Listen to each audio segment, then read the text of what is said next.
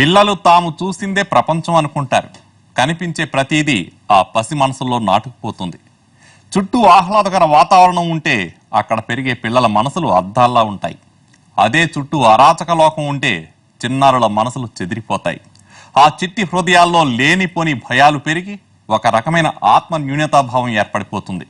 అలాంటి వాళ్ళు పెద్దయ్యాక తీవ్రమైన చర్యలకు పాల్పడే ప్రమాదం ఉంటుంది. ఓ కుటుంబంలో గొడవల వల్ల ఉన్మాదిగా మారిన ఓ కుర్రాడు ఎంతటి దారుణానికి పాల్పడ్డాడన్నదే ఇవాల్టి క్రైమ్ ఫ్యాక్టర్.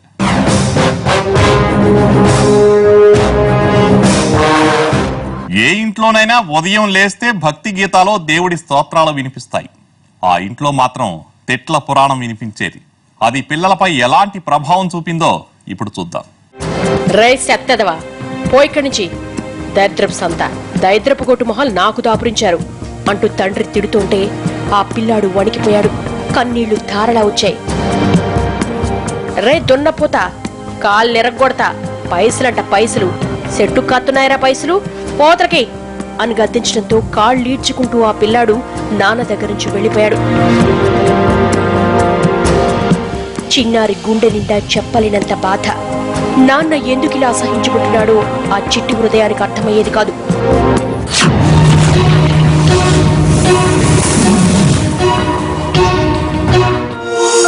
అమ్మను చితకబాత్తాడు, అక్కను కొడతాడు, నన్ను తంతాడు. ఎందుకిలా? ఆ పక్కింటి వేణు వాళ్ళ అమ్మా నాన్న అలా కొట్టరే. పైగా రోజు చాక్లెట్లకు డబ్బులిస్తారు, స్కూల్లో దిగబెడతారు, కొత్త బట్టలు కొంటారు, ఎత్తుకుంటారు. మరి నాన్న ఎందుకిలా చేస్తున్నాడు అని ఆలోచించేవాడు ఆ చిట్టి తండ్రి. ఫ్రెండ్స్ తో కలవాలనిపించట్లేదు ఆ పసి మొగ్గకు. అందరూ తనను చూసి నవ్వుతారేమోననే భయం. తనకు కొత్త బట్టలు ఉన్నవన్నీ చిరిగిపోయినవే, వాటిని చూసి గేల్ చేస్తారేమోననే భయం. నేను మురిగ్గా ఉంటాను, వాళ్ళు శుభ్రంగా ఉంటారు అనుకునేవాడు. అందుకే వాళ్లతో కలవాలంటే సిగ్గుగా ఉంది ఆ పసిమోకకి. ఆ చిన్నారి ఇంట్లో ఇలాంటి వాతావరణం ఎందుకు ఏర్పడింది? మహబూబ్ నగర్ జిల్లా పాలకొండ గ్రామం చాలా చిన్న ఊరు. అంతా పొలం పనులు చేసుకు బతికేవాళ్లే. ఇదిగో ఈ కుటుంబం కూడా అలాంటిదే. ఈయన బాలకృష్ణ, ఈమె రాములమ్మ. ఇద్దరూ పొలం పనులకు వెళ్లేవాళ్లు. రోజంతా కష్టపడేవాళ్లు. ఇద్దరు పిల్లల్ని ఎలాగోలా కష్టపడి పెంచేవాళ్లు.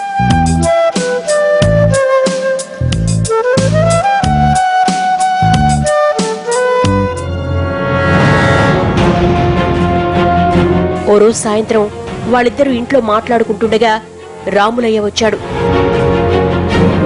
బాలకృష్ణ గుండె కలుక్కుమంది. ఏంది బాలకృష్ణ, నీ ఇంటి చుట్టూ కుక్కలెక్క తిరగాల ఏంది?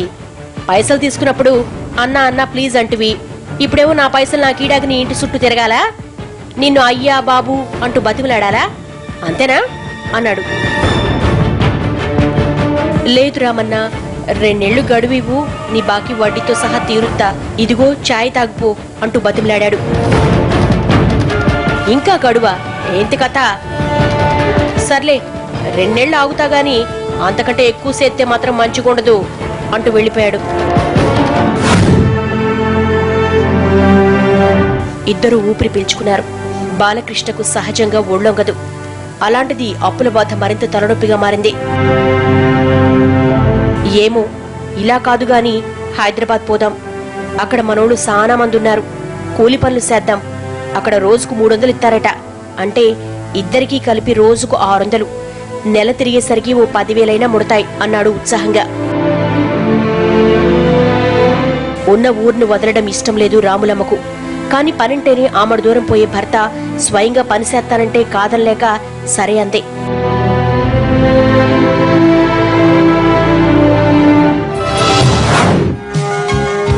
అలా ఆ కుటుంబం హైదరాబాద్ వచ్చింది. ఎల్బీ నగర్ పరిధిలోని తానాపూర్లో అద్దె ఇంట్లో దిగారు.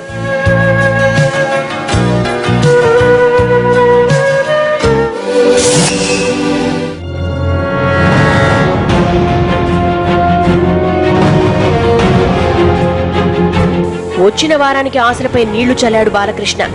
నగరం నగరం అంటూ పరిగెత్తుకుంటూ వచ్చాం, ఇక్కడ గిన్నెలిండా పాయసాలెడతారని. ఎక్కడికెళ్ళినా మోసమే, పని మస్తుగు చేయించుకుంటారు, పైసలు ఇవ్వడానికి మాత్రం సతాయిత్తరు అనుకుంటూ ఇంట్లో అడుగు పెడుతూనే ఒంటికాలుపై చిందులేశాడు.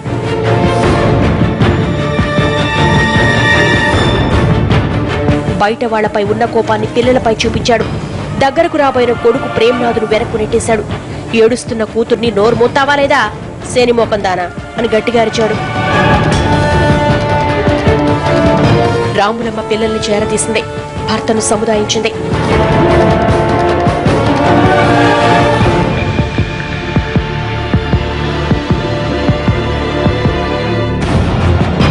చిరాకులో ఉన్న బాలకృష్ణ వెళ్లి పడుకున్నాడు. అతనికి భయం పట్టుకుంది. హైదరాబాద్ మహానగరంలో కుటుంబాన్ని ఎలా పోషించాలో అర్థం కాలేదు.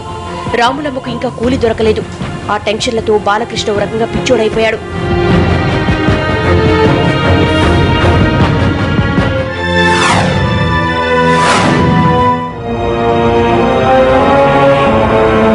ఏవేవో ఆలోచనలు మనసులో కల్లోలం రేపాయి. మెల్లగా నిద్రలోకి జారుకున్నాడు. తెల్లారింది. ఊరంతా లేచినా బాలకృష్ణ ఇంకా లేవలేదు. మొసుగుతాన్ని నిద్రపోతూనే ఉన్నాడు.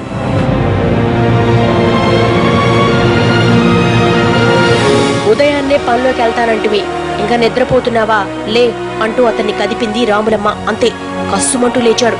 ఆమెను తిట్టిపోశాడు. నీకోసం బతుకంతా సాకరీ చేయడమేనా నా పని? ఏ నిద్ర లేదు, ఏ సుఖమూ లేదు, అసలు ఇంట్లో శాంతే లేదు అంటూ రాములమ్మపై రయ్యమన్నాడు. భర్తకేం చెప్పాలో, ఎలా నచ్చ చెప్పాలో ఆమెకు అర్థం కాలేదు. బతిమిలాడుతున్న కొద్దీ రెచ్చిపోయాడు. ఈ రోజుతో ఈ ఇంటికి నాకు రుణం తీరిపోనాది అంటూ వీధిలోకి వెళ్లిపోయాడు. ఇంట్లోంచి వెళ్లిపోయిన బాలకృష్ణ తిరిగి వచ్చాడా, రాలేదా? షార్ట్ బ్రేక్ తర్వాత చూద్దాం.